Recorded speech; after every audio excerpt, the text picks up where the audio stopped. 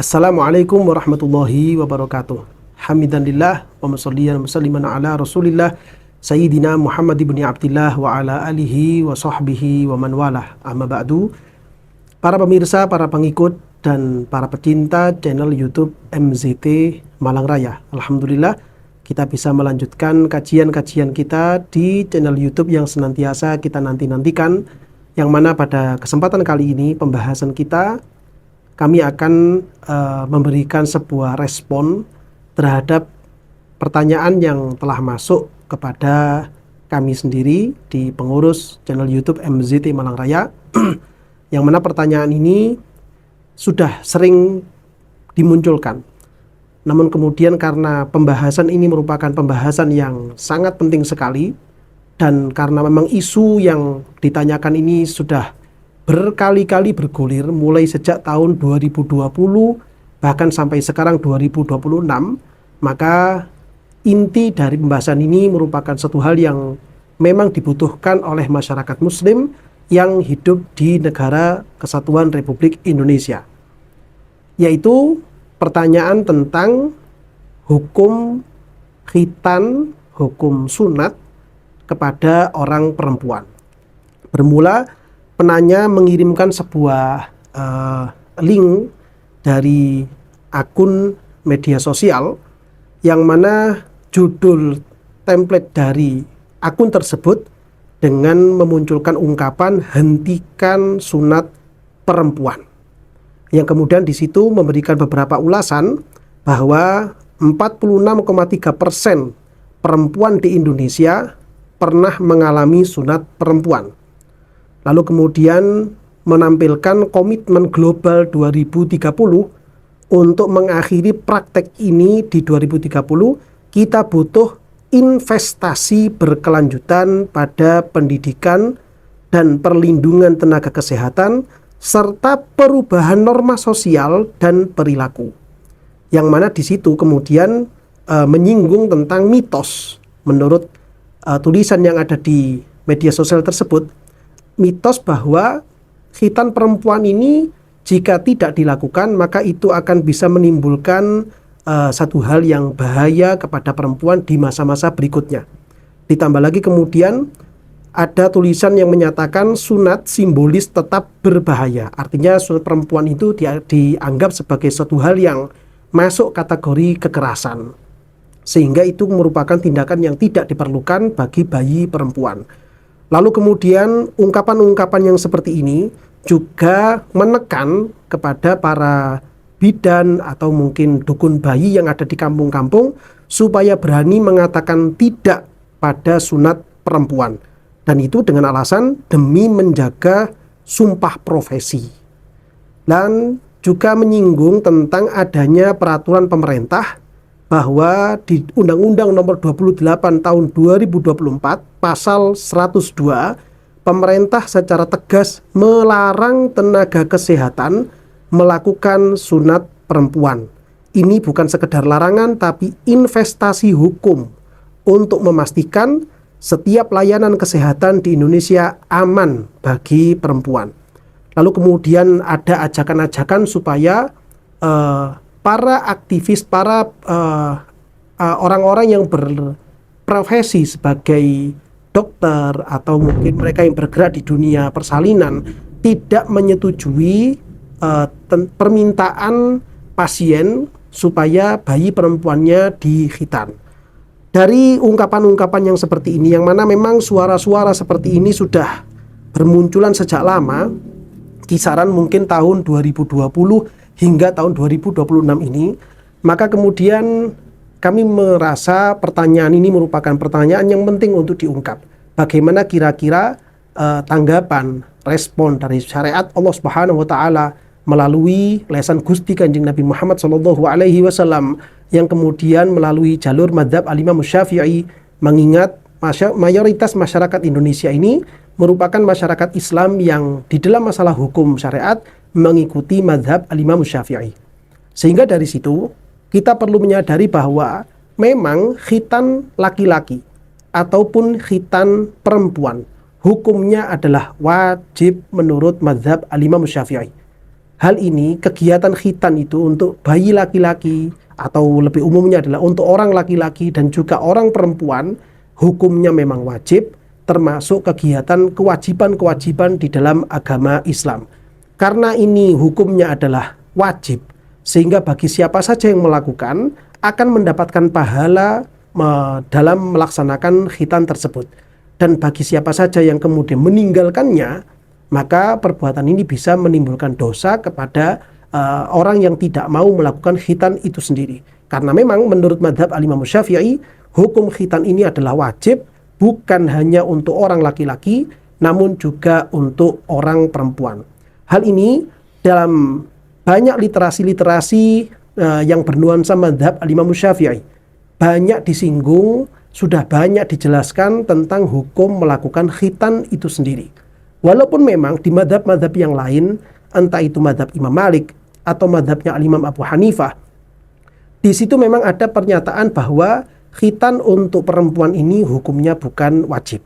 Namun kemudian mengingat mayoritas masyarakat Islam yang ada di negara Republik Indonesia adalah orang-orang yang sejak dini ketika mereka belajar ngaji di taman-taman pendidikan Al-Quran, mengaji di musola-musola, mengaji di masjid-masjid, semuanya mempelajari tentang kitab-kitab fikih bermadhab Syafi'i, sehingga dalam kehidupan sehari-hari ibadah mereka, tindak sosial mereka banyak merujuk kepada ajaran-ajaran atau ketentuan-ketentuan hukum yang bernuansa madhab al-Imam Syafi'i. Dalam hal ini salah satu ulama yang beliau merupakan rujukan ulama di masa-masanya, banyak para ulama-ulama besar yang menjadi santri beliau, dan beliau adalah seorang ulama yang mendapatkan julukan sebagai Syekhul Islam, yaitu al-Imam Zakaria bin Muhammad al-Ansari. Di dalam salah satu karya tulis beliau pernah menandaskan, yaitu kitab beliau yang berjudul Asnal Matolib, beliau memberikan pernyataan faslun la budda min kasfi jami'il hasyafati fil khitani. Hukumnya adalah wajib untuk menampakkan hasyafah ketika orang itu melakukan khitan lirrojuli, bagi orang laki-laki. Artinya khitan untuk orang laki-laki itu memang kewajibannya atau ukuran standarnya adalah menampakkan hasyafah, yaitu dengan cara bikot il jildati allati tughtiha fala yakfi qat'u ba'diha wa yuqalu litilkal jildah al-qulfah. Hukumnya wajib, memang standar ukurannya adalah memotong ukuran kulit yang dinamakan dengan kulfah, sehingga ketika kulfah ini semuanya dipotong, dibuang, maka di situ kemudian hasyafah itu menjadi tanpa. Itu untuk orang laki-laki. Sedangkan untuk orang perempuan atau yang biasa dilakukan kepada para bayi-bayi perempuan, ukurannya adalah wa min qat'i syai'in min badril mar'ati al-khifadi ay al-lahmatil lati fi a'lal farji fawqa makhrajil bauli tushbihu urfad diki.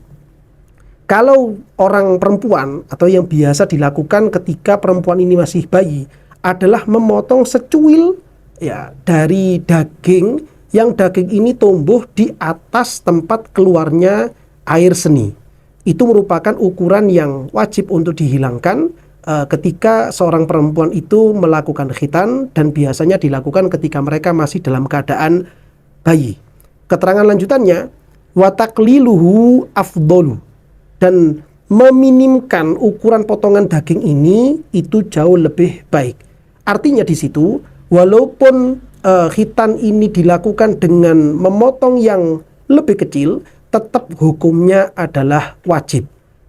Jadi tidak harus semua daging yang kecil itu dipotong semuanya atau dihilangkan semuanya, namun kemudian walaupun hanya sedikit tetap itu hukumnya adalah wajib. Artinya berarti bayi perempuan bagaimanapun juga merupakan wajib untuk dikhitan. Alasannya, dalil yang dinyatakan adalah maruya rawa Abu Dawud wa ghairuhu.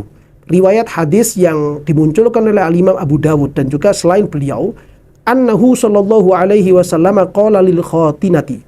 Pernah suatu ketika Kanjeng Nabi Muhammad sallallahu alaihi wasallam itu dawuh kepada seorang perempuan yang melakukan khitan, artinya tukang khitannya.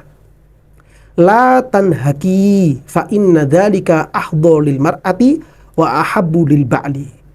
Jangan kamu itu berlebihan di dalam memotong daging tersebut. Artinya dengan memotong kecil itu sudah dianggap melaksanakan kewajiban dalam agama. Karena ketika memotong kecil itu, ketika potongannya ini hanya kecil, ya, itu merupakan tindakan yang ahdha lil mar'ah. Itu lebih maslahat untuk si perempuan, wa ahabbu lil ba'li, dan itu akan bisa memunculkan rasa senang untuk suaminya nanti ketika bayi perempuan ini melakukan rumah tangga.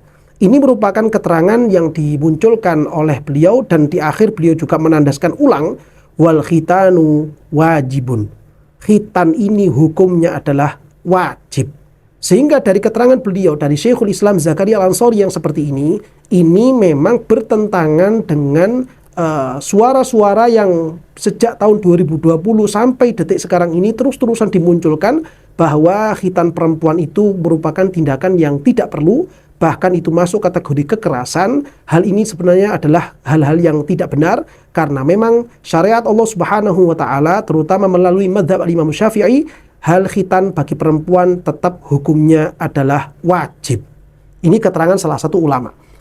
Yang mana beliau, Syekh Zakaria Al-Ansari ini memunculkan keterangan yang seperti ini juga berdasarkan keterangan dari ulama yang sebelumnya juga, yaitu beliau Al-Imam An-Nawawi. Al-Imam An-Nawawi di dalam salah satu karya tulisnya, yaitu kitab Al-Majmu', beliau juga memberikan keterangan yang serupa bahwa khitan itu hukumnya adalah wajib. Karena khitan ini wajib, kenapa? Dalilnya dari mana? Khitan ini wajib karena memang kita diperintahkan oleh Allah Subhanahu wa taala untuk mengikuti ajarannya Nabiullah Ibrahim ala nabiyina wa alaihi salatu wassalam. Kita sebagai umat Kanjeng Nabi Muhammad sallallahu alaihi wasallam mengikuti ajaran dan juga syariatnya Nabiullah Ibrahim, hukum dasarnya adalah wajib. Kecuali jika ada syariat-syariat yang dimunculkan oleh Kanjeng Nabi Muhammad SAW yang berbeda dengan syariatnya Nabi Ibrahim, maka hukum wajib ini bisa berubah menjadi tidak wajib, bisa berubah menjadi sunnah, bisa berubah menjadi mubah, atau pada hukum-hukum yang lainnya. Karena hukum dasarnya seperti itu, dan salah satu syariatnya Nabi Ibrahim itu adalah khitan, sehingga khitan ini hukumnya tetap menjadi wajib, karena memang di dalam syariatnya Kanjeng Nabi tidak ada hal atau keterangan atau dalil yang memansuh hukum wajib tersebut. Sehingga kewajiban khitan ini tetap berlaku baik bagi umatnya Nabi Ibrahim ataupun untuk umatnya Gusti Kanjeng Nabi Muhammad sallallahu alaihi wasallam. Dalam hal ini beliau Al-Imam An-Nawawi menyatakan far'un al-khitanu wajibun 'alar rijali wan nisa'i indana. Khitan merupakan perbuatan yang wajib. Hukumnya adalah fardu. Kefarduan khitan ini alar rijali wan nisa'i, bagi orang laki-laki ataupun juga untuk orang perempuan indana, menurut pemahaman mazhab Al-Imam Syafi'i. Karena memang mayoritas umat Islam yang ada di negara Indonesia ini rata-rata hampir semuanya bermadhabkan Imam Syafi'i, maka khitan tetap hukumnya adalah wajib. Wabihi qala katsiruna minas salafi. Hukum wajib ini bukan sekedar dinyatakan oleh Al-Imam An-Nawawi saja, bukan hanya dinyatakan oleh Al-Imam Zakaria Al-Ansari saja, namun ulama-ulama salaf terdahulu, para sahabat Kanjeng Nabi Muhammad SAW, para ulama dari kalangan tabi'in, ulama-ulama dari kalangan tabi'in, banyak yang menyatakan seperti demikian. Banyak ulama-ulama dari kalangan salaf terdahulu menyatakan bahwa khitan hukumnya adalah wajib baik bagi orang laki-laki maupun orang perempuan. Kadza hakahu Al-Khattabi, seperti demikianlah yang diriwayatkan oleh Imam Al-Khattabi. Wa mimman aujabahu, dan termasuk di antara mazhab yang mewajibkan khitan bagi laki-laki maupun perempuan adalah Ahmadu, yaitu mazhabnya Imam Ahmad bin Hambal. Wa qala Malik wa Abu Hanifah, sedangkan Imam Malik dan juga Imam Abu Hanifah, beliau berdua memberikan pernyataan sunnatun fi haqqil jami'. Hukumnya sunnah bagi laki-laki maupun perempuan. Khitan menurut pemahaman Imam Malik, menurut pemahaman Imam Abu Hanifah, hukumnya adalah sunnah baik untuk laki-laki maupun untuk orang perempuan. Namun yang perlu diingat, ini hukum sunnah khitan ini adalah muncul dari mazhabnya Imam Malik dan juga madhabnya Al-Imam Abu Hanifah. Sedangkan mayoritas masyarakat yang ada di Indonesia bukan bermadhabkan Imam Malik, bukan bermadhabkan Imam Abu Hanifah. Dan bahkan orang-orang, figur-figur yang beliau ini menjabat sebagai Kementerian Agama di negara Indonesia ini pun juga bukan orang-orang yang bermadzhabkan Imam Malik dan juga bukan bermadzhabkan Al-Imam Abu Hanifah. Beliau-beliau yang memiliki memegang jabatan di Kemenak, beliau-beliau rata-rata semuanya adalah orang-orang yang bermadzhabkan Al-Imam Syafi'i. Belajarnya mulai sedari kecil, belajarnya menggunakan kitab-kitab yang bernuansa mazhab Al-Imam Syafi'i. Baik itu mulai dari kitab Safinatun Najah, belajar kemudian kepada kitab Sulamut Taufik, belajar kemudian kitab Muqaddimatul Hadramiyah, atau belajar kitab Fathul Qorib, atau belajar kitab Fathul Mu'in, merupakan kitab-kitab yang biasa dipelajari di musola-musola, kitab-kitab yang biasa dipelajari di masjid-masjid, atau bahkan di pondok-pondok pesantren yang ada di Indonesia, yang itu semuanya adalah kitab-kitab yang bernuansa mazhab Al-Imam Syafi'i. Sehingga dari keterangan beliau yang seperti ini, kewajiban ini merupakan sebuah panutan, sebuah hal yang wajib untuk diikuti di dalam mazhab Al-Imam Syafi'i. Dan ketika memang seperti itu, masyarakat Indonesia memiliki hak untuk melaksanakan kewajiban-kewajiban di dalam beragama. Bukan hanya sekedar melaksanakan sholat, bukan hanya sekedar melaksanakan wudhu, bukan hanya sekedar melaksanakan puasa, zakat, haji, umrah, dan seterusnya. Bukan hanya itu saja. Termasuk juga di dalamnya adalah melaksanakan kewajiban tentang khitan ini sendiri. Al-Imam Nawawi memberikan pernyataan lanjutannya, beliau mengatakan wal wajibu fil mar'ati qad uma yantaliqu alaihil ismu minal jildatil lati ka'urfid diki fauqa makhrajil bauli sarraha bidzalika ashabuna wattafaqu alaihi. Ketika yang dikhitan itu adalah orang perempuan, maka yang dipotong adalah sebagian kecil daging yang ada di atasnya tempat keluar air seni di farjinya orang perempuan. Hanya seperti itu, bukan dipotong sebagaimana yang dilakukan kepada orang laki-laki. Dipotongnya hanya sebagian kecil dari daging yang ada. Urusan kemudian di postingan-postingan yang tersebar di media sosial bahwa tindakan itu memunculkan infeksi atau kemudian memunculkan kecacatan secara fisik dan sebagainya, ini bukan berarti kemudian menjadi pengaruh kepada ketentuan hukum wajib di dalam masalah khitan itu sendiri. Ini merupakan sebuah tindakan kelalaian yang muncul dari pelaku atau tim yang melakukan khitan kepada bayi perempuan. Bisa jadi mungkin pisau yang dipakai itu kurang steril, atau mungkin perawatannya itu kurang bersih, kurang sempurna atau apa, sehingga memunculkan penyakit kepada bayi tersebut ketika mereka sudah tumbuh dewasa. Namun kewajiban ini tidak bisa dihilangkan begitu saja, karena memang ini merupakan salah satu ajaran di dalam fikih versi mazhab Al-Imam Syafi'i, dan ini tidak bisa dihilangkan begitu saja.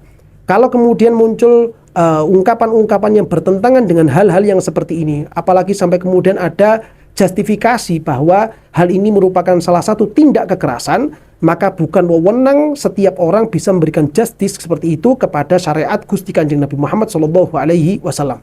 Terbukti bahwa kegiatan khitan ini bukan berlangsung hanya hari-hari ini saja, namun ini sudah ada sejak masa Gusti Kanjeng Nabi Muhammad SAW. Di masa para sahabat Kanjeng Nabi pun, orang-orang perempuan, para bayi-bayi perempuan juga dikhitan. Di masa-masa tabi'in, di masa-masa tabi'in, di masa-masa berikut-berikutnya sampai pada detik sekarang ini, bayi-bayi perempuan masih melakukan khitan karena memang itu merupakan kewajiban. Sehingga ini bukan sekedar tradisi, ini merupakan sebuah pengamalan syariatnya Allah Subhanahu wa taala, pengamalan terhadap syariatnya Gusti Kanjeng Nabi Muhammad SAW sesuai dengan keyakinan umat Islam yang ada di Indonesia. Sehingga kemudian kalau ini dibantah dengan ucapan-ucapan atau framing-framing bahwa ini merupakan kekerasan, ini merugikan dan lain sebagainya, justru framing itulah, justru isu-isu itulah yang perlu dicurigai kenapa ini bisa muncul. Apakah kemudian framing-framing seperti ini tidakkah mungkin itu muncul dari orang-orang yang tidak senang dengan agama Islam? Jangan-jangan framing-framing seperti ini muncul dari pemikiran-pemikiran orang-orang yang memang benci kepada ajaran Gusti Kanjeng Nabi Muhammad SAW, bahkan kemudian menjadi satu undang-undang di negara kita seperti ini.